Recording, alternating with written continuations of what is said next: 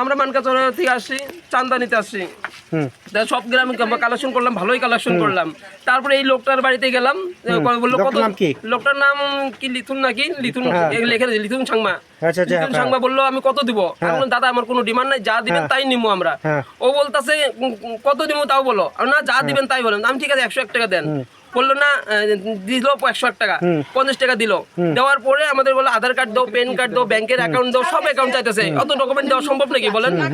অত এগুলো দিতে পারলাম না, এখানে ঘুষি দিল, এখানে ঘুষি দিল, ওখানে ওকে মারলো, নাক দিয়ে রক্ত বের করে ফেলাইলো। তারপরে আমাদের রিসিপ্ট টিসিপ্ট কাটে ছিঁড়ে ফেলাই দিল, বলে সব টাকা লেখ, তোরা বাটপার, তোরা চোর, এরকম করে সেই ম্যাচ মারতে। আপনারা না গেলে তো আমাদেরকে মাইরাই ফেলাইতো।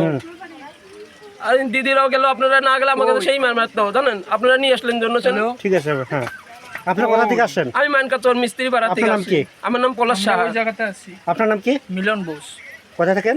মানকাচর মিস্ত্রি পাড়া। ঠিক আছে। কোন পূজা, কোন দুর্গা পূজা কমিটি থেকে আপনারা? শ্রী শ্রী সন্তোষী মাতা দুর্গা পূজা কমিটি। দুজনে একই না? দুজনে একই। ঠিক আছে, ধন্যবাদ।